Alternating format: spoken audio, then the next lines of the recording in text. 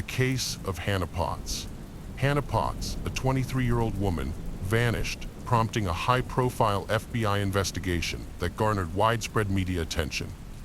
The mysterious disappearance sent shockwaves through the community, leaving Hannah's family stunned and unsure of who would ultimately be charged. Hannah lived with her large family on a small farm in Gibson County, Indiana, an area dominated by agriculture. Her parents believed their farm was a safe and idyllic place to raise their children. On the night of July 23-24, 2020, Hannah struggled to sleep. She confided in her mother that she was going to take a walk around the farm, check on the animals, and possibly capture some photos. With her phone and camera in hand, she exited the house and headed towards the barn.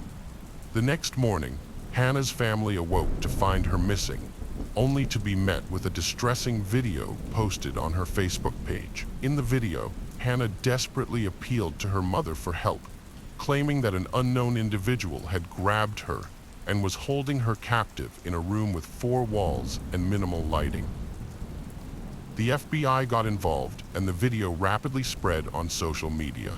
The massive media and social media coverage helped attract a large number of volunteers who, together with the Potts family, handed out thousands of flyers about Hannah's disappearance. Hannah's twin sister Lauren posted on social media, calling for help and asking anyone with information to contact the Princeton, Indiana Police Department. When the FBI attempted to track Hannah's cell phone, they discovered that a cell tower near the Potts family home, about a couple of miles away, had received a signal from her phone on the day of her abduction. This indicated that Hannah was being held captive in a room close to her family's home. Police were searching for a man in a maroon car in connection with Hannah's disappearance, but they couldn't find anyone matching that description within a 5-mile radius of the Potts family home. However, during the investigation, detectives discovered that Hannah had been in close contact with 34-year-old Maria Hopper, who lived just a mile from the Potts' home before she vanished. When investigators questioned Maria, she admitted knowing Hannah, but claimed she had last seen her a few days before the abduction. Although this seemed like another dead end, new evidence came to light when police received a report from a cell phone carrier and gained access to Hannah's social media page, where she had posted a heartbreaking plea. This revealed that Maria had lied about seeing Hannah a few days before the abduction. Hannah disappeared in the early morning hours of July 24th. 2 days later, on the morning of July 26th, several police officers visited Maria Hopper's home. Maria again denied knowing anything about Hannah's whereabouts. Her boyfriend, 45-year-old Joshua Thomas, was also present and claimed he didn't know Hannah at all. When officers asked to search the house, Maria reluctantly gave her consent, but immediately stated that Hannah was not hiding in her house. The police didn't find anything suspicious inside the house, except for the stairs in the kitchen that led to the basement. Maria claimed that the basement only contained unnecessary items, but the law officials wanted to see it for themselves. As they searched through the dusty items in the basement, the police noticed a sheet of plywood that stood out from everything else. It was dust-free and seemed newer than the other items. The plywood appeared to be blocking access to another part of the basement. As one of the officers started to move it, Maria Hopper made a significant announcement. The recording Hannah made when it was shared on social media, many people immediately found her behavior in the video strange and illogical. For instance, she recorded a 6-minute video which raised questions about why she didn't call 911 instead of wasting time recording. Moreover, it's unclear why the alleged kidnapper didn't search her and take away her phone. What was the purpose of taking pictures at the farm at 2 a.m. while recording the message? Initially, Hannah claimed she was kidnapped by a single man, but later in the video, she refers to they, implying multiple kidnappers. Although she had internet access at the location where she was being held, allowing her to potentially share her location, she failed to do so. The authorities were aware of the unusual circumstances surrounding Hannah's disappearance, but they couldn't jump to conclusions because people react differently under stress. So, the investigation continued, with her disappearance being treated as a potential kidnapping until proven otherwise. The truth finally came to light when the police gained access to Hannah and Maria Hopper's private messages. When an officer inspected Maria's house, he noticed a suspicious sheet of plywood in the basement. Maria confessed that Hannah was hiding behind it. The officer instructed her to come forward, and when Hannah emerged, he saw that she was wearing fully functional handcuffs on her right wrist and shackles on her ankles. Hannah immediately admitted to the police that she had not been kidnapped and was in the basement voluntarily. Further investigation revealed that Hannah had orchestrated her own kidnapping with the help of Maria Hopper and Joshua Thomas. Their social media correspondence told a fantastical story, according to the police arrest records, with messages that read like a work of fiction. Hannah, Maria, and Joshua were taken to the police station for questioning about Hannah's reported kidnapping. The main puzzle was why Hannah would stage her own kidnapping. Hannah explained to the investigators that she was writing a book and wanted to experience the feelings of a kidnapped person to gain inspiration. To make her story more realistic, Maria and Joshua, characters in her book, helped her stage the kidnapping.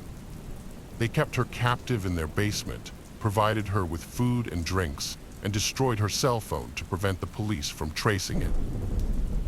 The distressing video Hannah posted on Facebook was pre-recorded and rehearsed for about a week before posting. None of her family members were aware of her plan. After the truth came out, the Potts family apologized to those who had participated in the search and were worried about Hannah.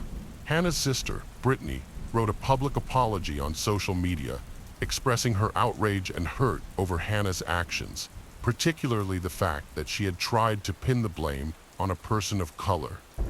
Brittany disowned Hannah and hoped she would face the full force of the law for causing such suffering to their family and others.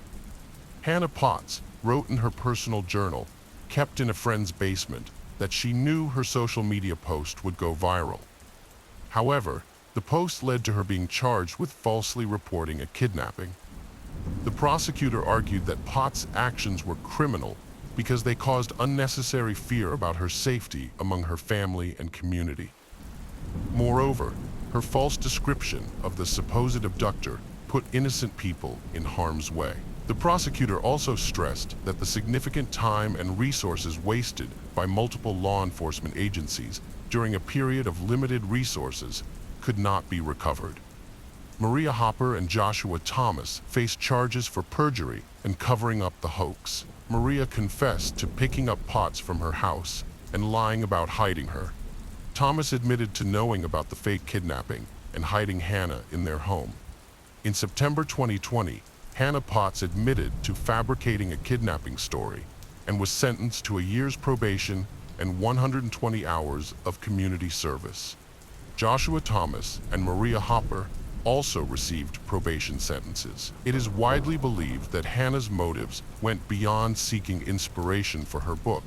She also aimed to generate buzz around herself, creating a platform to boost her book's sales. The case of Millika Van Doorn. In 1999, 19-year-old Millika Van Doorn from Zandam was the victim of a brutal attack after she missed her bus. It would take the authorities 20 years to catch the perpetrator, a breakthrough that was largely made possible by the advancements in DNA testing methods. Millika came from an ordinary, average family. She lived with her parents and two sisters in Zandam. Located in the province of North Holland, Zandam is a city that received city rights in 1811 and is situated on the River Zaan, just north of Amsterdam. Millika was friendly with everyone. Having just graduated from high school with a good reputation, she thought her life was just beginning and a great future awaited her. However, one fateful summer night would change everything. On Sunday, June 7, 1992, Millika attended her friend's birthday party at an apartment in a building that still looks much the same today. except for the taller trees. Although she was having a great time with her close friends, Malika decided to head home before the party ended because she lived in another part of town and needed to catch public transportation before it stopped running. Shortly before midnight, she bid her friends farewell and walked to the nearest bus stop, about 160 yards away, to catch her bus home.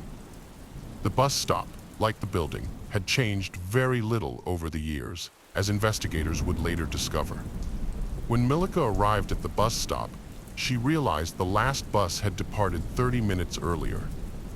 Although she was familiar with the bus schedule, she had overlooked the fact that due to the Christian holiday of Pentecost, the last bus left earlier than usual.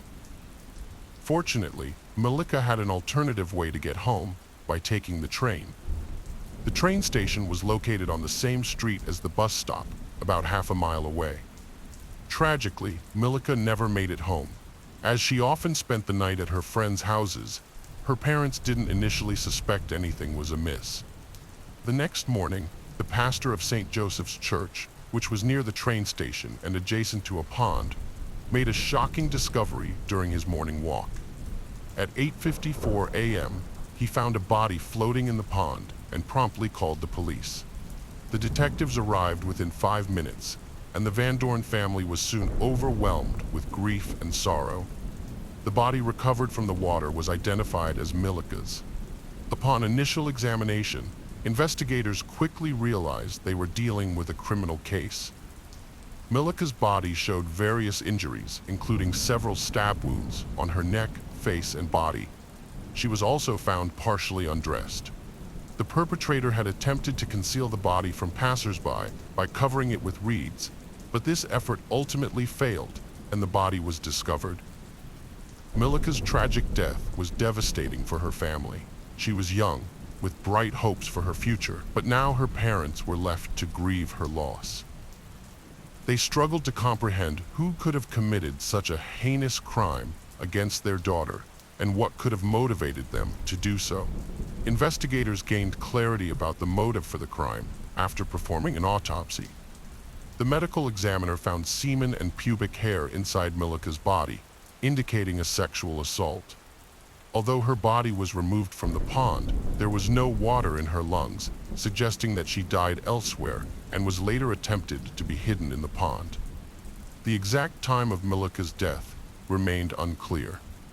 It was possible that she died shortly after leaving the party, or it could have been hours later.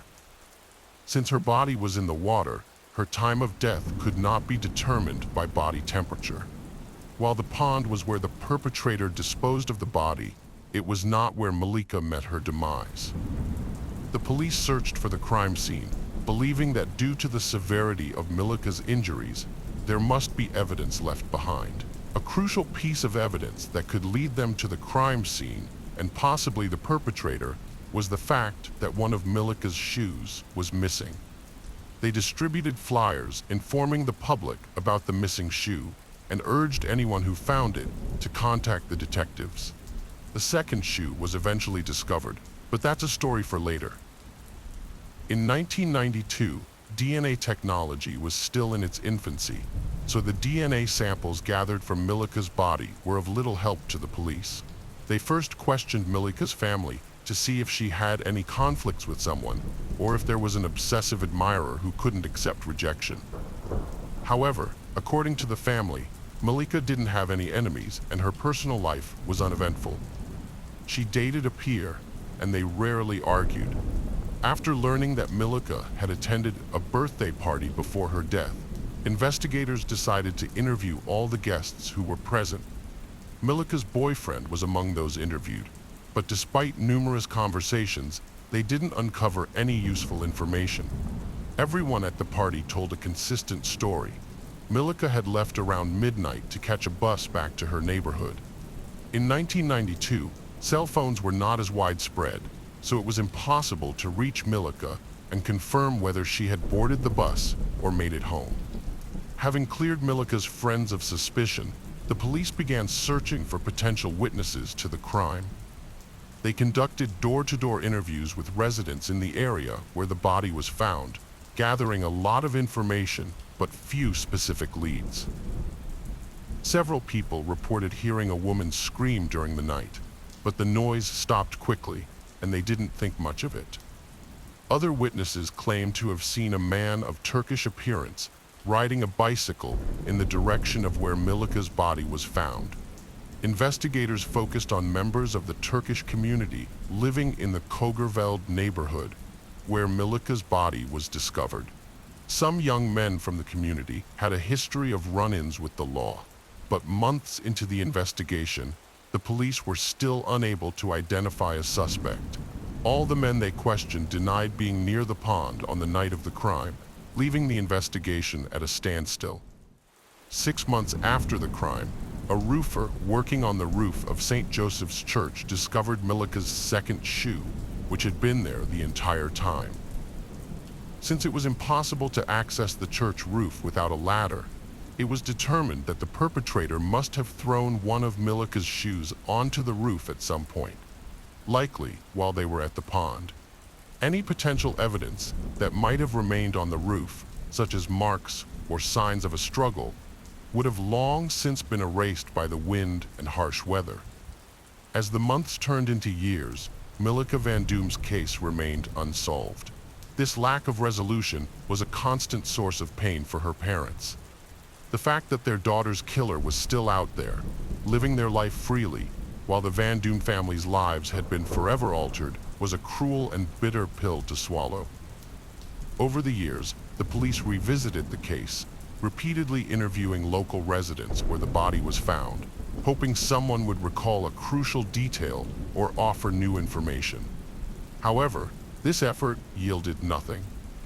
The case also received attention on various TV shows, prompting some to call in with tips. Unfortunately, these leads ultimately didn't bring the authorities closer to identifying a suspect. Despite the setbacks, the authorities had one significant advantage: DNA samples from the perpetrator, which were essentially waiting for advancing DNA testing technology to catch up.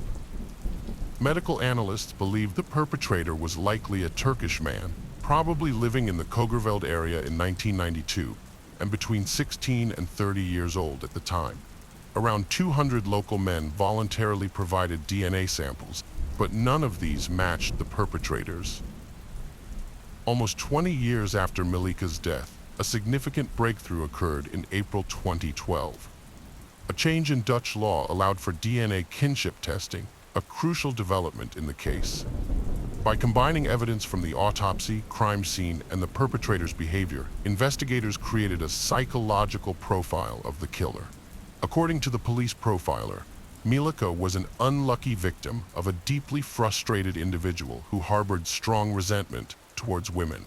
She simply happened to be in the wrong place at the wrong time. The offender likely had a brief, tense exchange with Milika before grabbing her violently and making threats. After satisfying his primal urges, he realized Milika could identify him, so he decided to kill her. In the immediate aftermath, the perpetrator remained silent, possibly feigning illness to avoid social interactions and hide physical evidence of the struggle with Milika. The profiler described the offender as a hot-headed, self-centered individual with few friends and a history of treating girlfriends poorly. Based on this profile, the police believe the killer was between 18 and 25 years old at the time of the crime in 1992. In April 2016, the investigation into Milika Van Doom's case was reopened after a 20-year lull with no significant leads. A new development emerged in June 2016 when a report surfaced naming 2 Turkish men who had lived in Zandvoort in 1992 and had departed shortly after Milika's death. It was imperative to determine whether these 2 men had any involvement in the crime. However, tracking them down in Turkey proved to be a challenging task that took over a year. Ultimately, DNA analysis was conducted, and the results showed no matches between the DNA of the 2 men and the DNA found on Milika's body.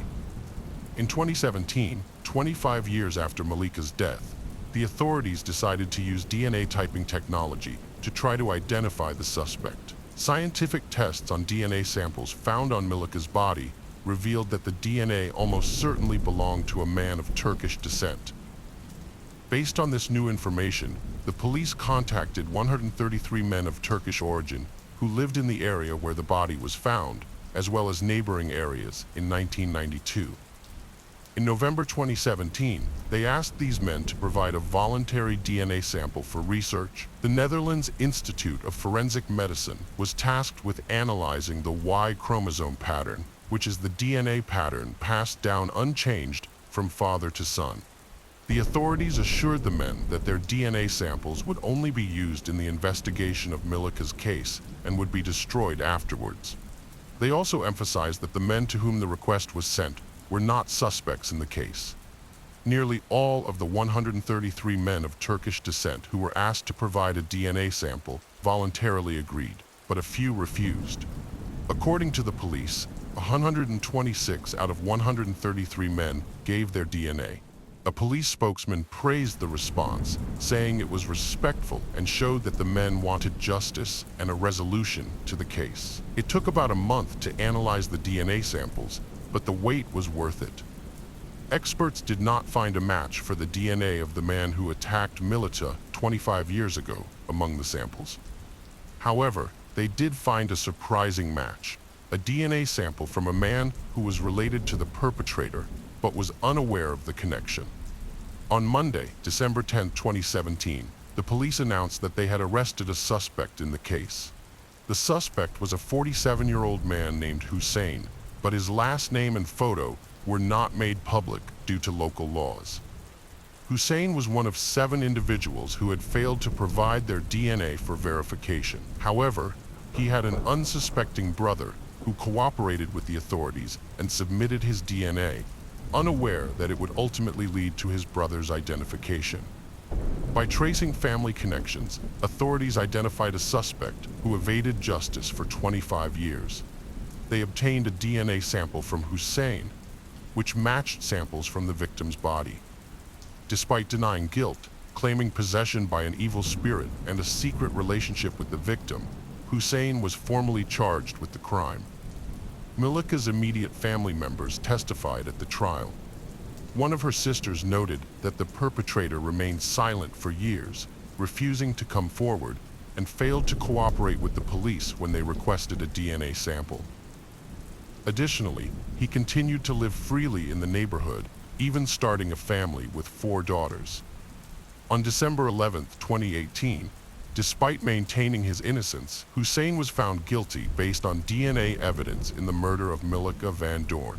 The court ruled that Hussein had taken Milika's life to conceal a separate crime, specifically a sexual offense.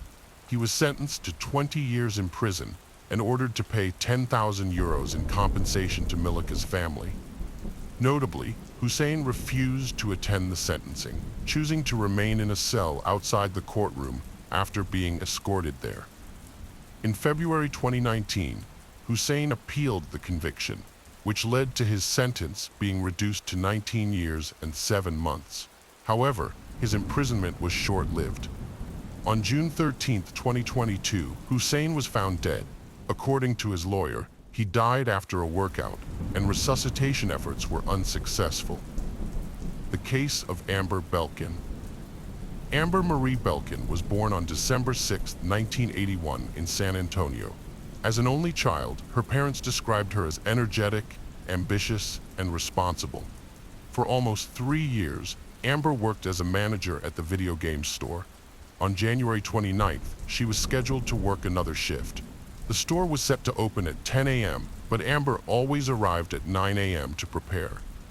Part of her routine involved taking the previous day's earnings from the safe and depositing them at the adjacent bank to avoid accumulating large sums of money in the store. On a January day, Amber arrived at work around 9 a.m. as usual. The store, part of a large international chain, was supposed to open at 10 a.m. However, by noon, Amber still hadn't opened the store or deposited the money, which raised concerns.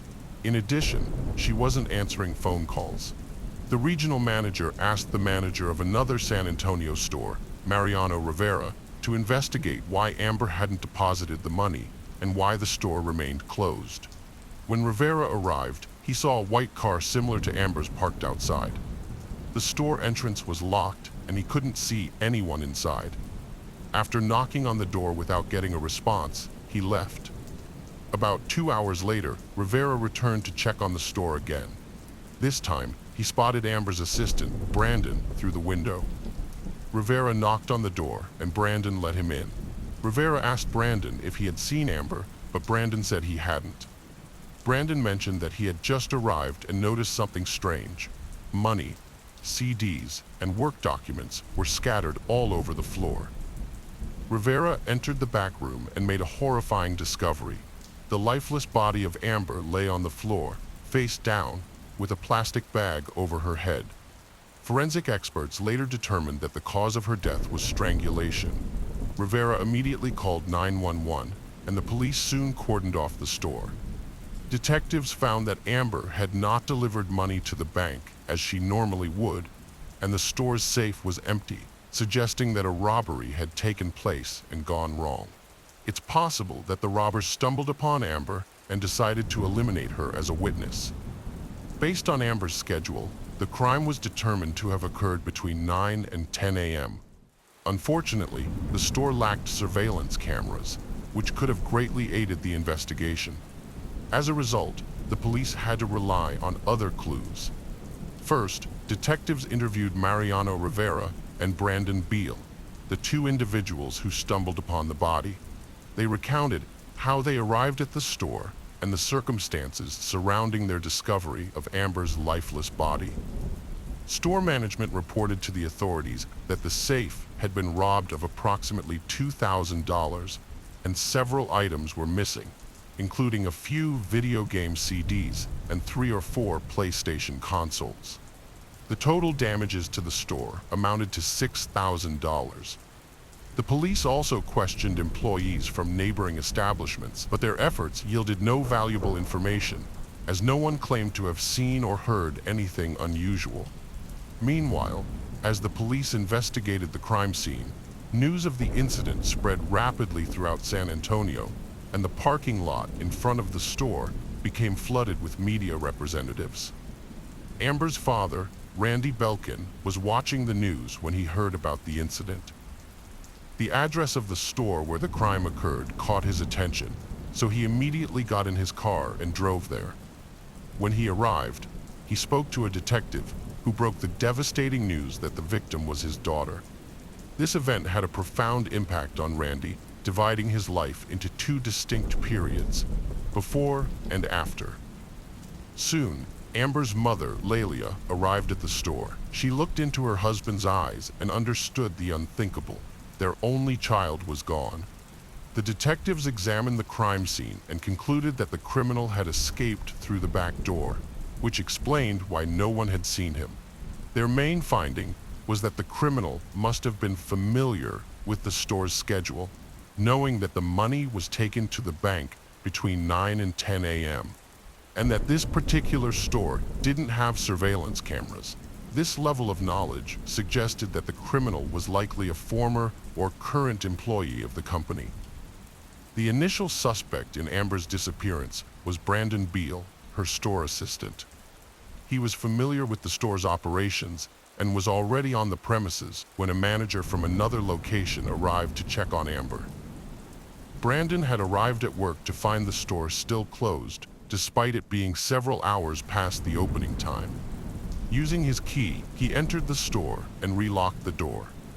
Upon entering, he noticed signs of a struggle, but curiously, he didn't investigate the back room to check on Amber's whereabouts or well-being. Further investigation revealed that Amber, as the store manager, had been dissatisfied with Brandon's performance and wanted him fired. She had confided in her mother that Brandon had a short temper and struggled to fulfill his job responsibilities. The question detectives sought to answer was whether Brandon's disagreements with Amber could have driven him to commit a crime. After receiving a warrant, officers searched Brandon's car and home in an effort to locate the stolen CDs and PlayStation consoles from the store. However, they did not find any of the missing items. During the interrogation, Brandon explained that he arrived at the store around 2 p.m. and was surprised to find it still closed. He claimed that he let himself in using his key, as he didn't think Amber could be inside. Upon seeing the mess, he assumed the store had been robbed and was shortly followed by the manager from another location. Brandon also admitted that he was unaware of Amber's intention to fire him, although he acknowledged that they often disagreed on certain issues. His girlfriend and parents corroborated his alibi for the morning of the crime, and after successfully passing a lie detector test, he was cleared as a suspect. Almost a month had passed since Amber's death, but the police still had no new leads. The detectives were worried that the case would go cold. Desperate for a breakthrough, Amber's parents reached out to the public through the media, pleading with anyone who knew anything about the incident to come forward. They offered a $100,000 reward for information leading to the arrest, with $95,000 of that amount provided by Amber's employer. Flyers with her picture were posted throughout San Antonio. Yet despite these efforts, there was no progress for the next 7 months. Then, suddenly, a police station received a crucial call.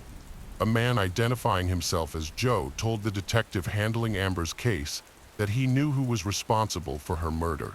Joe claimed that 22-year-old Giovanni Rivera was the killer. When the detective asked why he thought so, Joe explained that he and Giovanni had worked with Amber at the same company. On the day of the crime, Giovanni had called him, asking if he wanted to take part in a robbery. Joe revealed that the targeted store, Choice, was no accident. Giovanni had chosen it because it lacked surveillance cameras. The detective asked Joe if he had accepted the offer and participated in the robbery, but Joe denied it. If everything said so far is true, the police's initial theory that the crime was committed by someone familiar with the store's schedule is likely correct. The detective asked Joe to come to the police station to make a formal statement, but Joe refused. However, 2 days later, Joe voluntarily went to the station and maintained his innocence in the robbery. During the questioning, Joe detailed how Giovanni Rivera first discussed robbing a store. Joe claimed that Giovanni never mentioned harming Amber.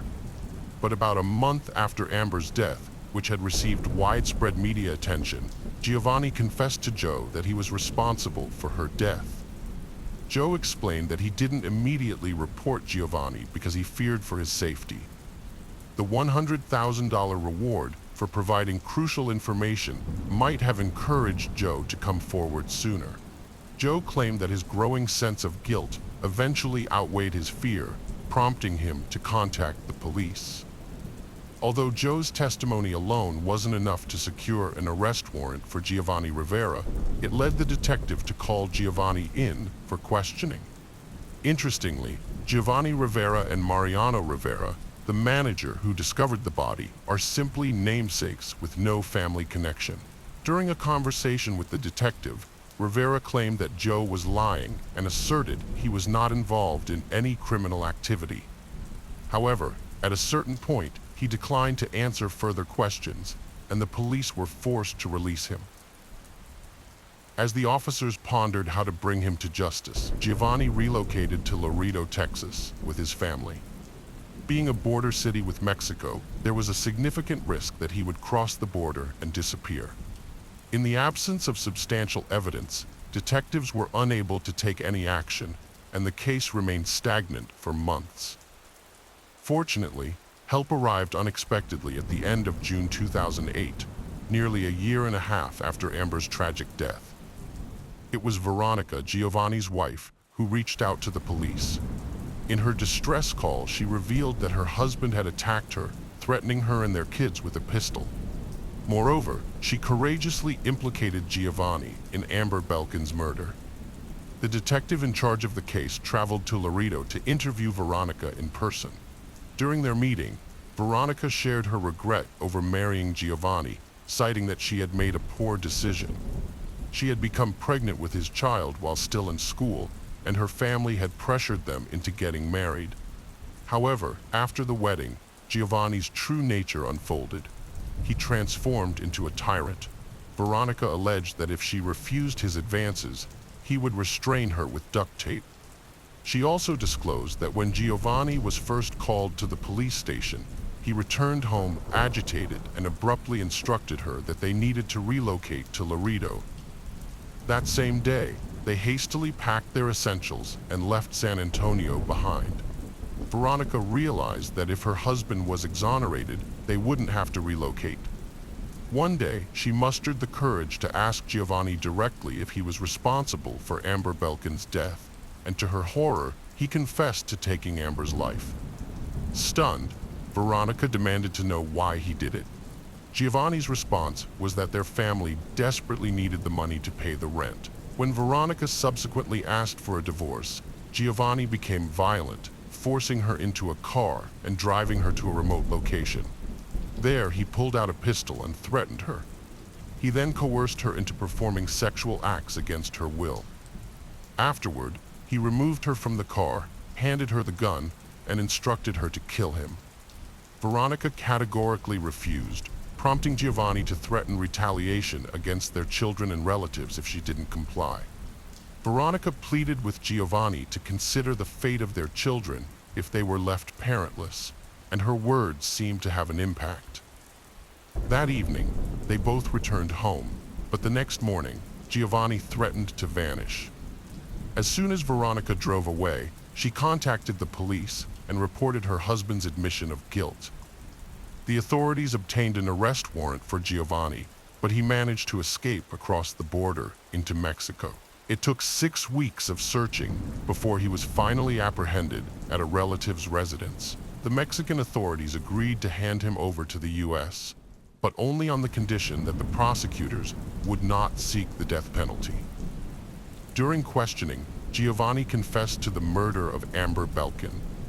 He explained that as soon as Amber opened the store door, he followed her, wearing gloves and a mask. Amber recognized him, and he told her he was in financial trouble and needed money. He forced her to open the safe, and when she attempted to reach the phone, he bound her hands with duct tape. Amber panicked, screaming, and Giovanni covered her mouth, asking her to remain quiet. Realizing he had gone too far, he placed a plastic bag over her head, asphyxiating her until she stopped breathing. He then stole the money, some CDs, and PlayStation consoles before driving away. After a prolonged and challenging process, the district attorney's office finally agreed to a plea bargain.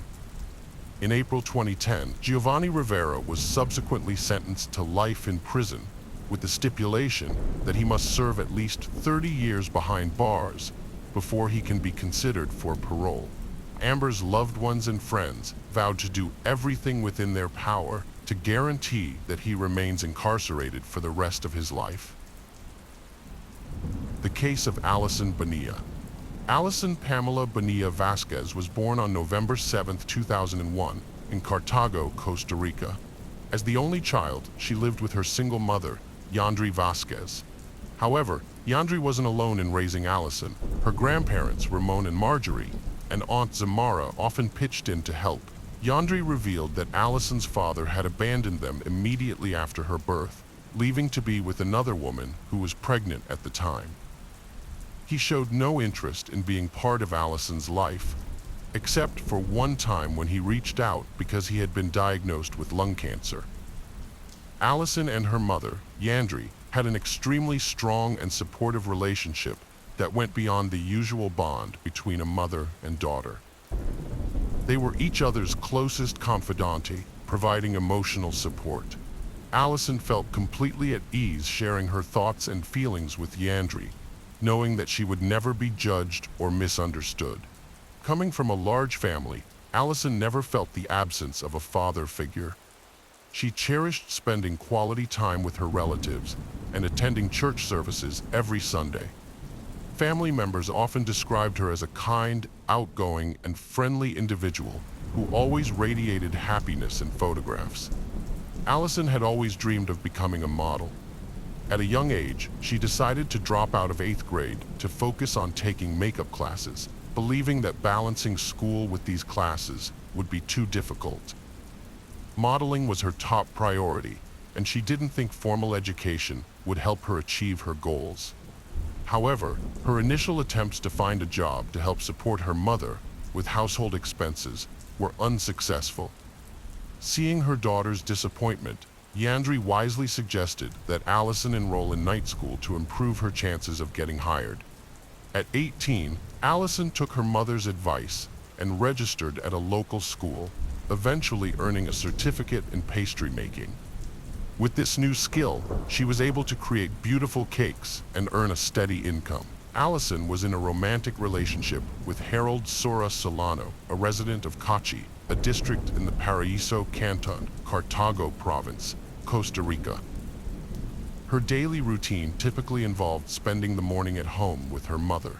Later, she would meet Harold and then head to evening school, which started at 6 p.m. The route from the bus stop to her house passed through a hazardous area, so Allison always kept her mother informed about her whereabouts. Occasionally, her mother would meet her at a bus stop or the midpoint bridge for added safety.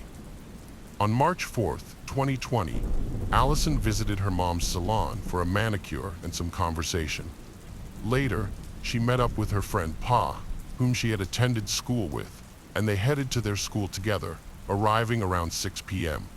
However, they parted ways as they had different classes. After spending about 15 minutes in an empty classroom, Allison discovered that her classes had been canceled that day.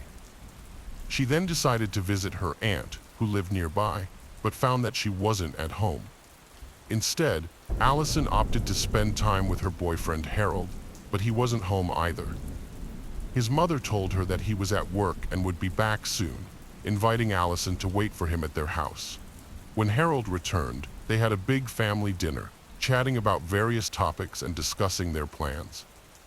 Later, Harold excused himself, saying he had an urgent matter to attend to around 8:15 p.m. and would be back soon.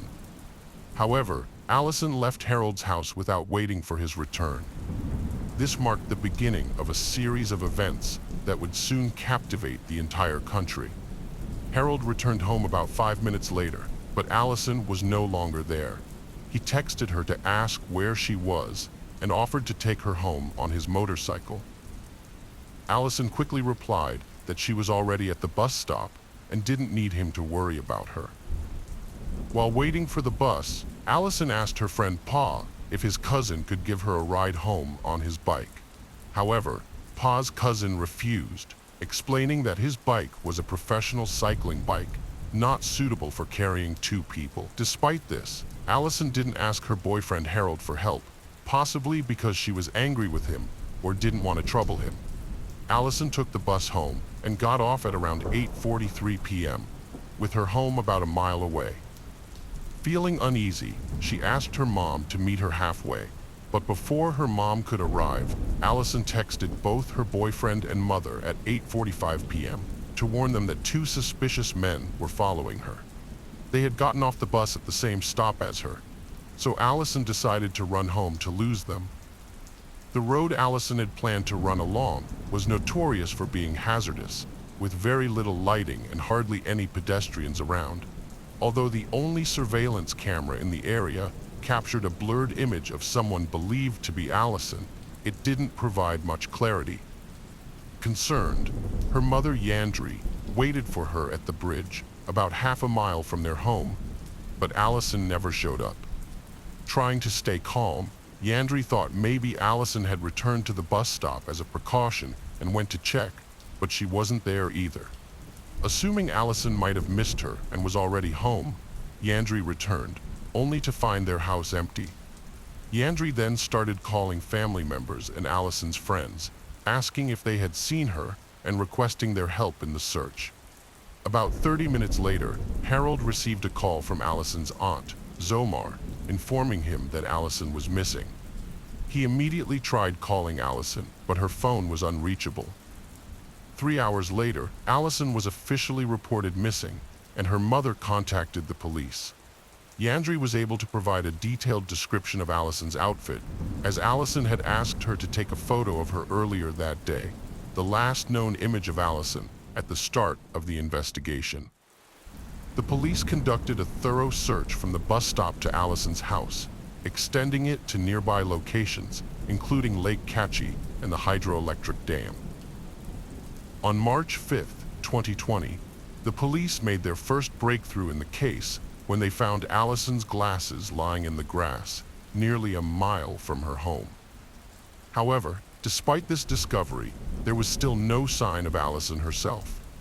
8 days later, the police made a surprising discovery when they stumbled upon Allison Billa's identification on a coffee plantation, an area they had already thoroughly searched multiple times.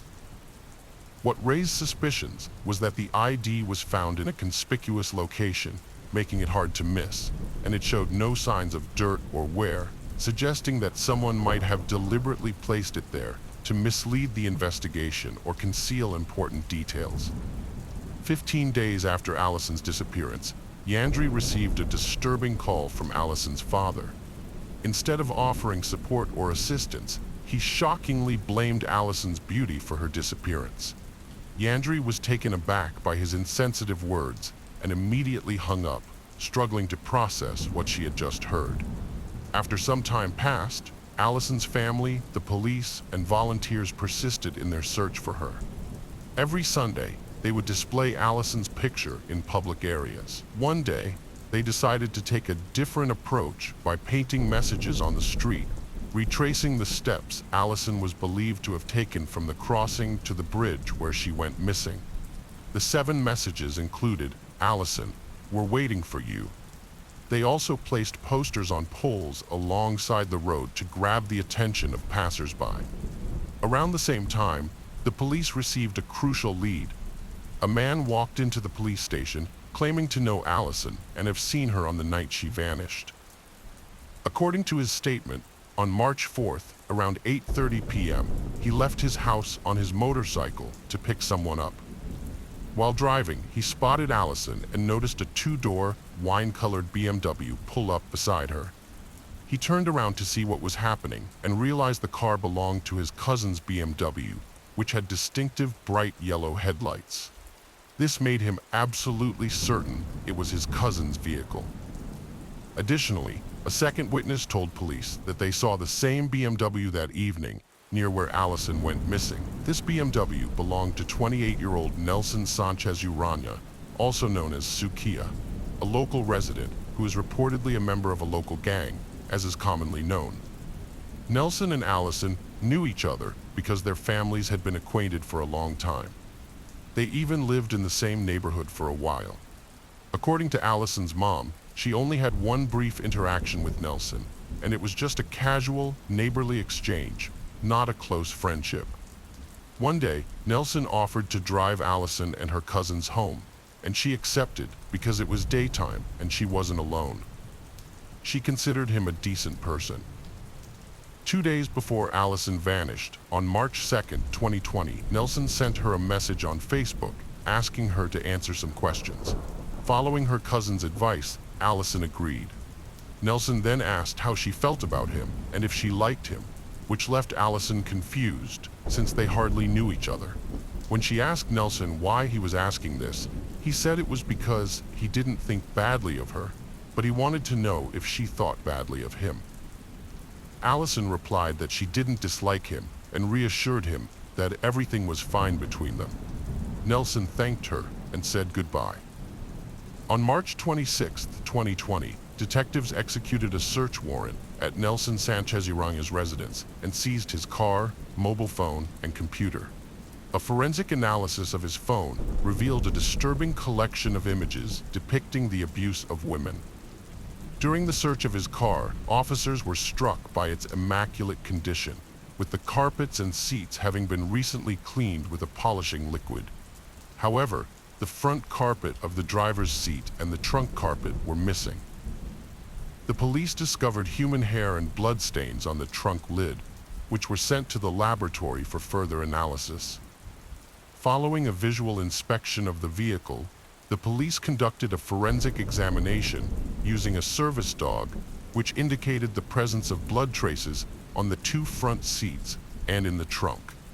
A luminol test confirmed these findings, revealing that the owner had attempted to destroy bloodstains throughout the car interior using cleaning products. but the chemical reacted with the hemoglobin in the blood cells, leaving traces of blood in many areas. While the detectives waited for the lab results, Nelson Sanchez Urania was not in custody, but was being closely watched. The police monitored his every move to prevent him from leaving the city or the country. Yandri urged the investigators to arrest him, but they lacked sufficient evidence to do so, and thus he remained free for several months.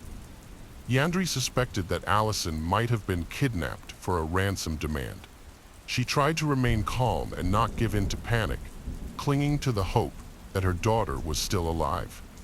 In anticipation of Allison's possible return, Yandri left her room exactly as it was, without tidying up or rearranging anything.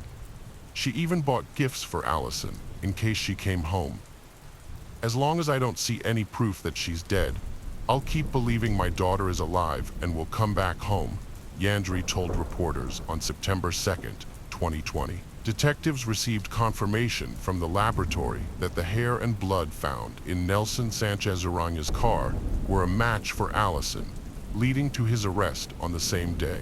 Further investigation revealed that Urania's ex-girlfriend experienced emotional manipulation in their relationship, as he prohibited her from socializing with friends or using the internet, demanding an exclusive connection.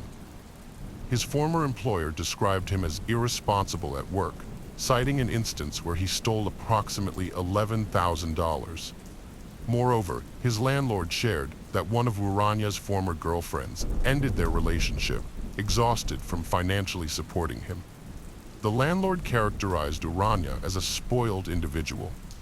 On September 4th, Nelson Sanchez Urania admitted to his involvement in Allison Benila's disappearance. According to his statement, on the night she vanished, he saw her walking alone on a deserted road and took advantage of the late hour. He knew Allison wouldn't hesitate to get into his car because she was familiar with him. So he offered her a ride, which she accepted. However, instead of taking her home, he drove to a coffee plantation where he forced her out of the car. He then attacked her, knocking her glasses off and nearly causing her to faint. Next, he took her to a nearby abandoned house where he assaulted her and severely beat her. Afterward, he tied her hands with cloth and duct tape, put her in the trunk of his car, and drove to a landfill in San Garano Cachi. There, he threw her off a cliff into a pile of garbage. Urania claimed that his excessive use of illegal substances and being under their influence led him to commit these acts. He also confessed to being obsessed with Allison and having long-held fantasies about her, which he decided to act upon that night. Later, Nelson Sanchez Urania recanted his confession, alleging that the police had coerced him. Nevertheless, the evidence against him was sufficient to bring charges. He faced a maximum sentence of 35 years. On September 4th, a search team went to the San Gerano landfill early in the morning to look for Allison's body. However, finding her remains proved difficult due to the vast and hard-to-reach area. Just 25 days after Urania's confession, police discovered human bones, including vertebrae, ribs, part of the pelvis, a femur, and fragments of the clothes Allison wore on the day she disappeared. They also found one of her sneakers with nails still inside. The suspect's lawyer, Jose Francisco Herrera, questioned the evidence, suggesting it could have been fabricated since it was found by a group of volunteers rather than the judicial police. Herrera also found it suspicious that the authorities found human remains in the exact area specified by Urania. On the same day, his client changed his statement and claimed innocence. Allison's family lawyer, Rodrigo Ara, slammed the change in the suspect's testimony, calling it an insult to the authorities' efforts. On October 5, 2020, experts confirmed the remains found were those of Allison Benila. Due to the incomplete recovery of Allison's body, forensic experts were unable to pinpoint the exact cause of her death. However, the expert who examined the remains determined that the numerous fractures on her body occurred after death, suggesting a fall from a great height. The torn clothes and bite marks on the sneakers led experts to conclude that animals likely scattered the remains throughout the landfill. Allison's mother, Yendri, was outraged that the police had ignored her warnings and hadn't arrested Urania sooner, which might have led to an earlier confession and potentially preserved Allison's body intact. She described the tragedy as unimaginable pain for the family, but took comfort in believing that Allison was now in a better place, safe from harm. Nelson Sanchez Urania's trial started on July 19, 2021. One of the key witnesses was Harold Sura Solano, Allison's boyfriend. He testified that Allison was at his house with his mother when he got back from work around 6:30 p.m. on March 4, 2020. He left for 5 to 10 minutes, and when he returned, Allison was gone without saying goodbye. They stayed in touch through texts while she headed home after getting off the bus. She told him that 2 men were following her. Harold offered to pay for a taxi, but Allison refused twice, saying she would run home instead. He didn't hear from her again after that. However, he claims that he only told his mother about the situation. He didn't reach out to Yendri, Allison's mother. He said he didn't contact her because his phone had died, and he dozed off for 30 minutes. It was Allison's aunt who called him and informed him that his girlfriend was missing. At that point, he says he became frightened and repeatedly tried to call Allison's cell phone, but every call went straight to voicemail. He also sent WhatsApp messages, but they didn't go through. Harold was part of the search team looking for Allison for several days, but he stopped due to feeling unwell and having to work. In hindsight, he wished he could have done things differently. He would have taken Allison home that evening if he could turn back time. Nelson Sanchez Urania was sentenced to 18 years in prison on August 18, 2021, for taking Allison's life. He could have received a longer sentence, but the judge cited the lack of evidence proving Urania knew about Allison's route and time of return home, as well as his intentions to attack her. Additionally, the condition of Allison's remains did not provide evidence of forced intimacy. However, Allison's family was unhappy with the verdict, deeming it an unfair punishment. In 2022, their lawyer appealed the decision, and the court overturned Urania's sentence, scheduling a new trial for September 28, 2023. This time, Nelson Sanchez Urania was sentenced to 35 years in prison. Allison's family lawyer accused Urania of behaving wildly, cowardly, and inhumanly, exploiting the trust of Allison and her loved ones. The court found that Urania's actions were premeditated, taking advantage of his years-long relationship with Allison to commit the crime. Urania showed no remorse, which the criminal court considered in their decision. Despite their pain and anger, Allison's family felt relief with the new verdict, finally closing a painful chapter in their lives and ending a nightmare that lasted over 3 years.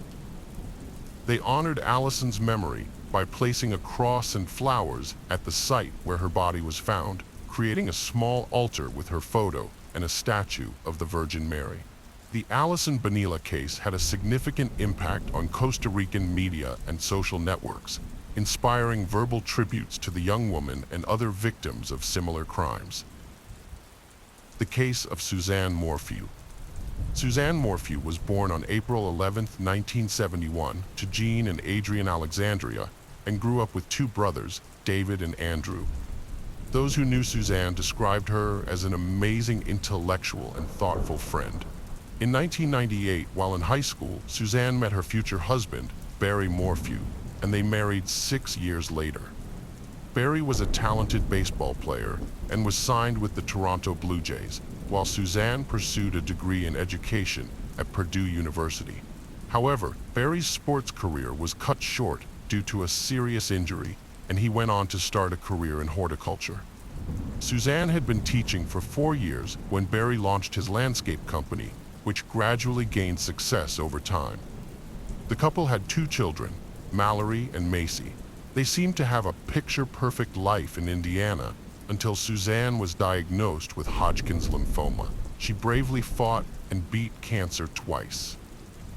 In 2018, the Morphews moved to Mayville, Colorado for a fresh start and to be closer to their daughter Mallory, who was attending Western State University.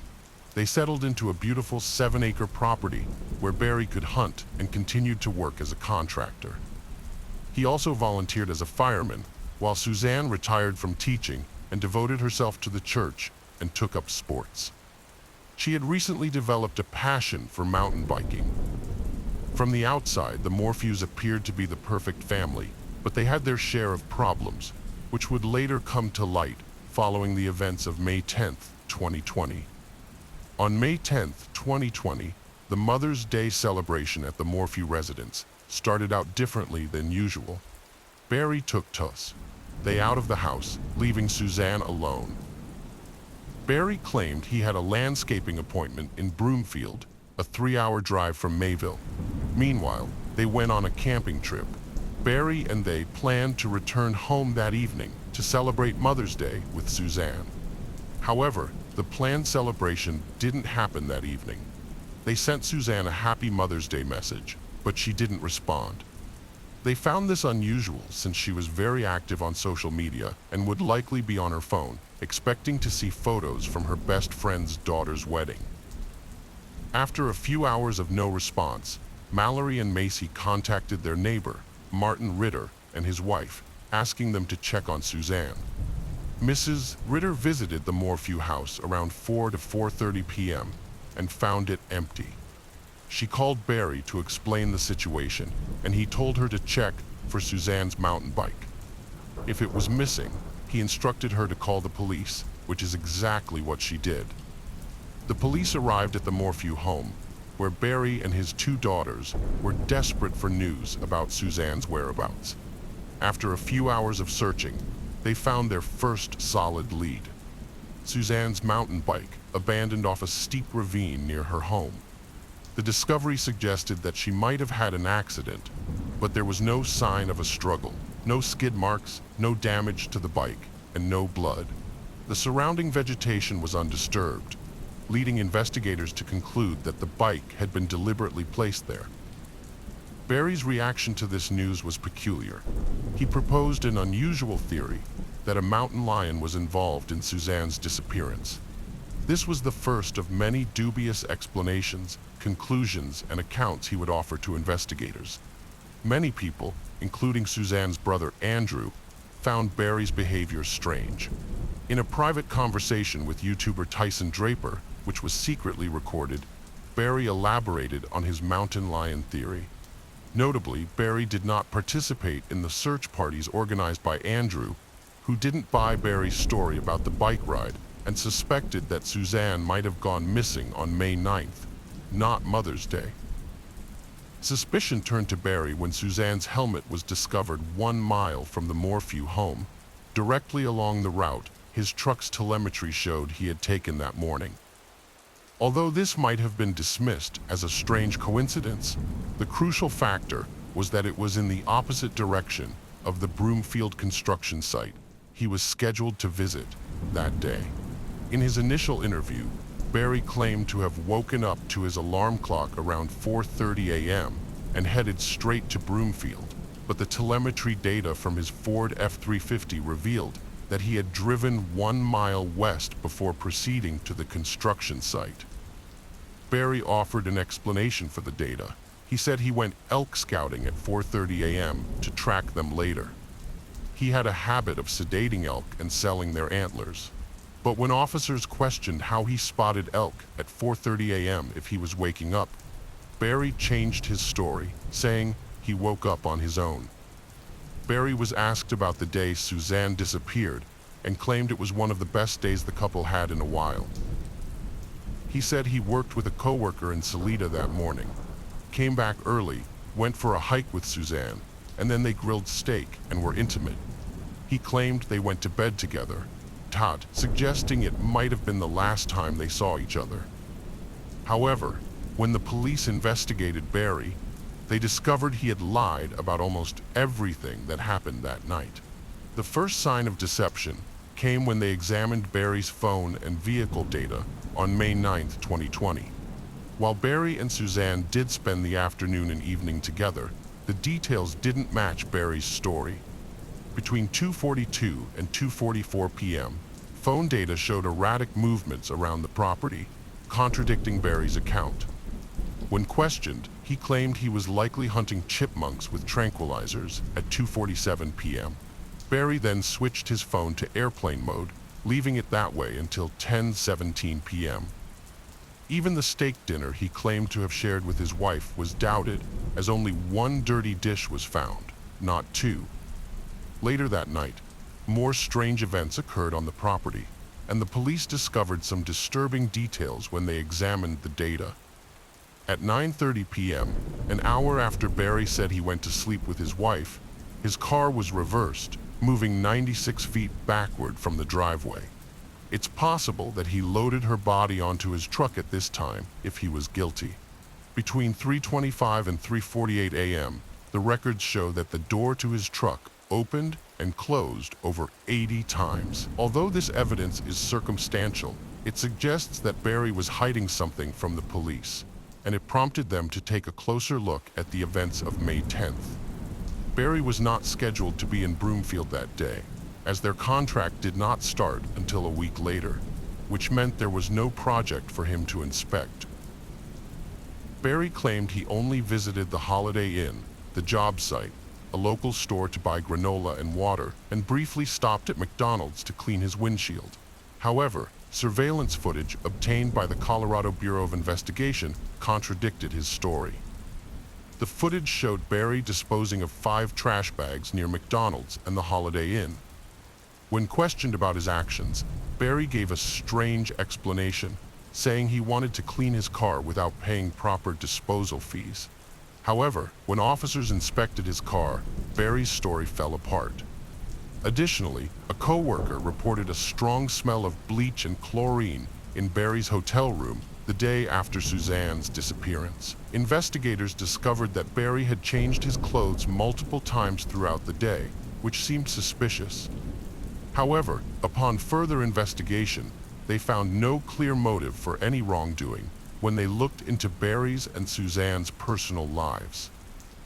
Their daughter revealed that neither of them was as happy as Barry claimed, and text messages on Suzanne's phone and personal belongings showed that they were having severe marital problems.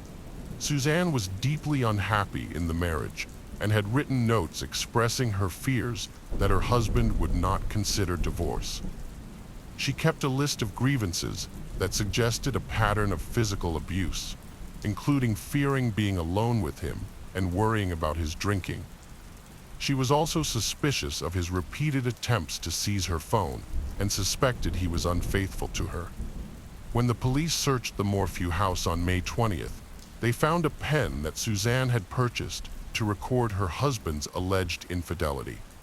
Ironically, the recording actually captured her own affair with a man named Jeff, whom she had known since high school. The affair had allegedly been going on for about a year and a half, starting around 2018. Although Jeff seemed like an obvious suspect, the police were able to rule out his involvement. Investigators thought that Barry must have discovered Suzanne's affair, which was supported by a note she had written 2 days before her disappearance. In the note, Barry accused her of having a boyfriend. The spy pen was not the only crucial piece of evidence found in the Morphew house.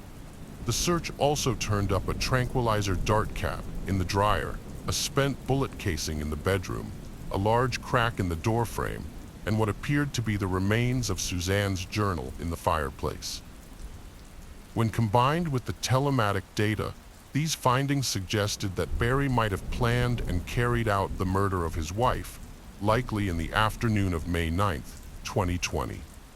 The phone data from Suzanne's phone supported this theory, showing that she had sent 53 texts to her boyfriend and a selfie at around 2:10 p.m., but then stopped using her phone altogether. The public remained unaware that Barry was a suspect in his wife's disappearance for 2 weeks, until the police conducted a 2-day excavation at a construction site in Salida, one of Barry's job locations.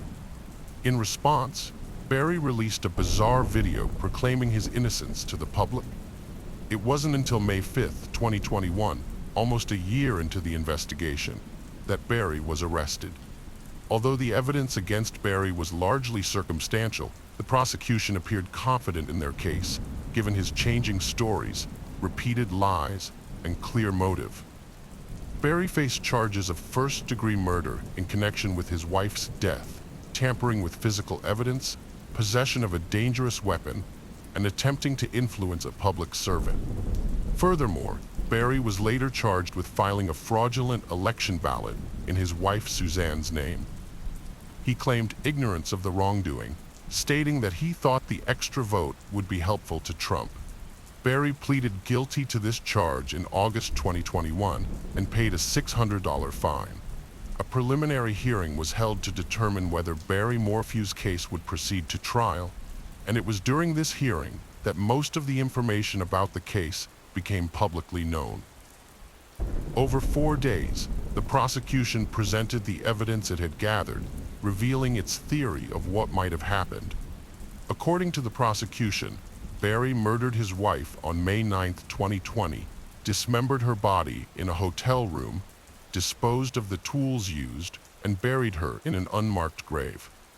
However, the defense strongly countered the prosecution's claims, highlighting several inconsistencies. They pointed out that cadaver dogs found no signs of human remains in Barry's car or the hotel room where he allegedly kept her body. They also hinted that the dart and bullet cover might have been planted and noted visual inconsistencies in the photos taken of the dryer. Furthermore, the defense argued that it would have been impossible for Barry to have used his dart gun in the alleged murder, since it was broken at the time. The defense team's key piece of exonerating evidence was the partial DNA found in Suzanne's Range Rover and on her bike helmet, which did not match Barry's DNA.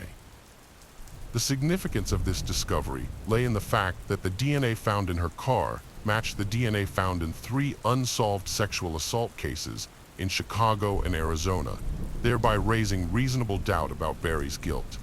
The question remains as to why this evidence was not presented earlier. The reason was that the CBI investigator responsible for collecting the evidence had gone on military leave before he could pursue the lead further. Furthermore, the defense team was not informed about the existence of these foreign DNA matches, and they only learned about it for the first time during the hearing. This means that the prosecution withheld crucial evidence that could have assisted the defense throughout the hearing. The defense claimed that the prosecution lacked sufficient evidence to convict Barry of killing his wife, given the presence of another suspect with a criminal record.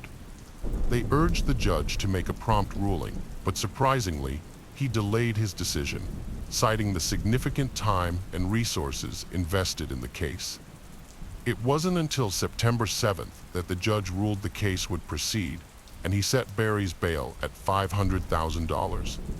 On September 20th, 2021, 9 days before the trial was scheduled to start, Barry was released from county jail, accompanied by his daughters. The prosecution requested that all charges against Barry be dropped without prejudice.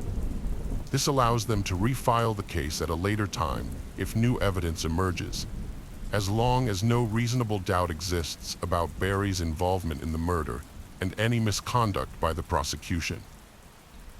Achieving a conviction would have been an uphill battle for the prosecution, given that they also missed several deadlines, resulting in sanctions that excluded 14 crucial witnesses from the trial.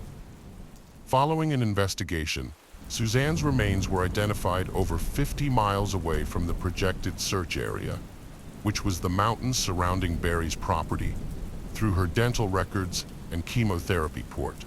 The discovery of her body has led people to question whether Barry can still be considered a suspect in the murder, despite the police being certain that his truck was not in Moffat on May 9th and 10th.